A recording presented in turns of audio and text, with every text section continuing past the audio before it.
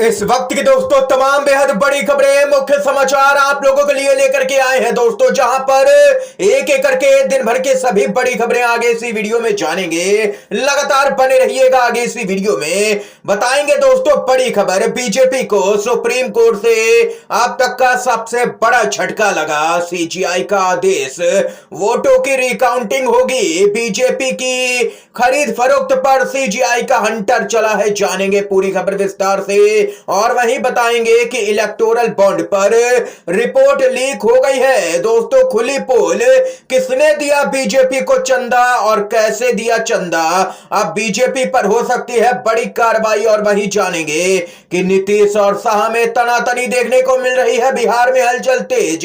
Report में दावा, नीतीश खुद को ठगा हुआ महसूस कर रहे हैं। इसी प्रकार की तमाम बेहद बड़ी खबरें आगे जानेंगे दोस्तों। खबरों की तरफ बढ़ने से पहले अगर आप लोग भी यही मानते हैं कि देश के अंदर पूरी तरह से निष्पक्ष चुनाव होना चाहिए और लोकतंत्र की रक्षा होनी चाहिए, तो अभी इस वीडियो को लाइक कीजिएगा दोस्तों, और कमेंट बॉक्स में हैशटैग वी सपोर्ट इंडिया जरूर भी कमेंट कीजिएगा। पहली बड़ी खबर बताते चलें। सुप्रीम कोर्ट से लगा है बीजेपी को तगड़ा झटका, वोटों की फिर गिनती होगी। अमान्य घोषित किए गए 8 वोट अब मान्य होंगे। चंडीगढ़ मेयर चुनाव में सुप्रीम कोर्ट का सख्त निर्देश। चंडीगढ़ में अब होगा आम आदमी पार्टी का मेयर, फिर से गिने जाएंगे सारे वोट। सुप्रीम कोर्ट ने ये यहां पर काफी बड़ा फैसला दिया है।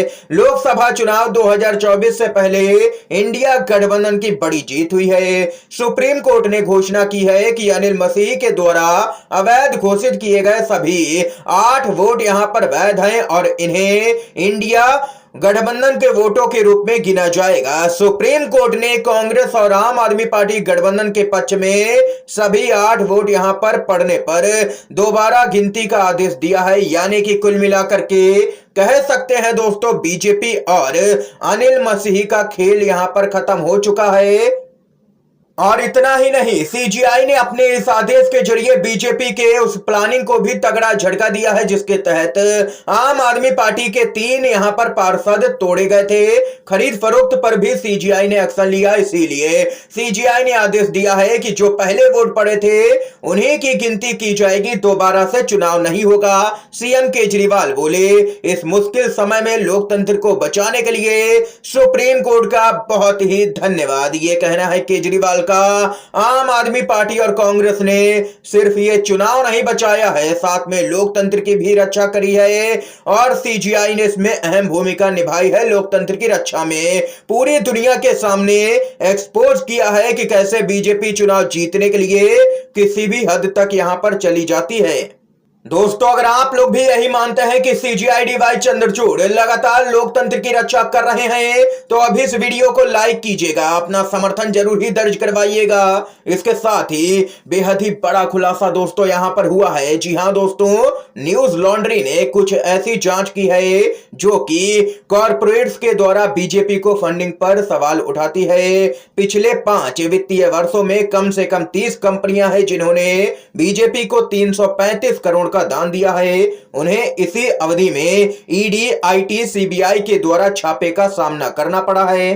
रिपोर्ट में दिलचस्प बात तो यह है कि सबसे ज्यादा चंदा उन महीनों में दिया गया है जब एजेंसियों की छापेमारी और पूछताछ यहां पर हुई है।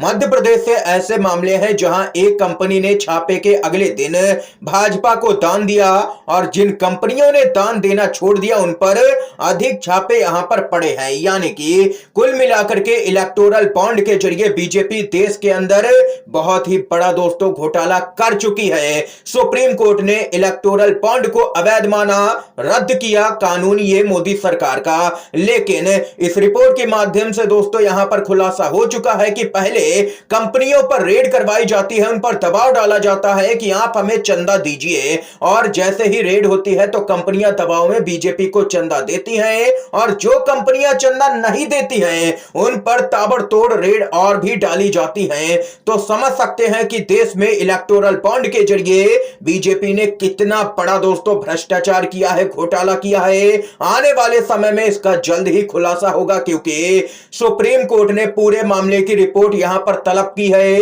और कहा है कि किस पार्टी को कितना चंदा मिला है, किससे चंदा मिला है, सब कुछ हमारे सामने रिपोर्ट पेश कीजिए। जल्द ही इस पर भी दोस्तों खुलासा होगा, एक एक करके अपडेट जानेंगे। और वहीं दोस्तों बताते चले, नीतीश कुमार और भाजपा का यहां पर डील लगता है कि फंस गया है। विधानसभा भंग करके लोकसभा के साथ साथ विधानसभा चुनाव में जाना चाहते थे नीतीश कुमार, लेकिन ऐसा कुछ होता हुआ नहीं दिख रहा है। लोकसभा सीट बंटवारे में भी नीतीश कुमार को 10 सीट देने की बात की जा रही है। विधानसभा में क्या जरूरी है कि भाजपा फिर से धोखा देगी कि नहीं? 2025 में हो सकता है फिर भाजपा चिराग पासवान के प्रकरण से नीतीश को नुकसान कर दे, यानी कि उनकी पार्टी को नुकसान पहुंचा सकती है बीजेपी। और इतना ही नहीं, लालू यादव के हाल के दरवाजा खुला हुआ बयान से भाजपा पर थोड़ा दबाव बना है। देखना है कि बिहार की राजनीति में यह जोड़ी फिर कब टूटती है, क्योंकि अटकलें एक बार फिर से लगाई जा रही हैं दोस्तों। इसके साथ ही बड़ी अपडेट आ रही है, पश्चिम बंगाल में भाजपा नेताओं ने पगड़ी पहने पुलिस अधिकारी को खालिस्तानी बोला। मुख्यमंत्री ममता बनर्जी ने एक्स पर वीडियो शेयर किया है। बीजेपी को लोगों ने जबरदस्त तरीके से ले लिया निशाने पर। बताते चले आप लोगों को, यहां पर बीजेपी वाले लगातार नफरत का माहौल बना रहे हैं देश के अंदर। बीजेपी की एक नेता ने एक सिख पुलिस अफसर को खालिस्तानी बताया। बीजेपी की नफरत फैक्ट्री से निकले कुछ अनपढ़ों ने आज देश में सिखों के खिलाफ में कैंपेन चला रखा है। अंग्रेजों के तलवे चाटने वाले ये भाजपाई सिख कौम से कुर्बानियों और देशभक्ति का सर्टिफिकेट मांगते हैं। आखिर ये बीजेपी वाले कौन होते हैं? पूरे मामले पर कांग्रेस पार्टी ने दोस्तों ट्वीट किया और कहा कि आईपीएस ऑफिसर जसप्रीत सिंह ने यह बात यहां पर कही है कि ये लोग मुझे खालिस्तानी बोल रहे हैं। किसी के भी धर्म पर कोई टिप्पणी नहीं करनी चाहिए, लेकिन बीजेपी वाले फिर भी टिप्पणी करते हैं। ये बेहद ही गिरी हुई मानसिकता है, ये यहां पर कहना है दोस्तों कांग्रेस पार्टी का।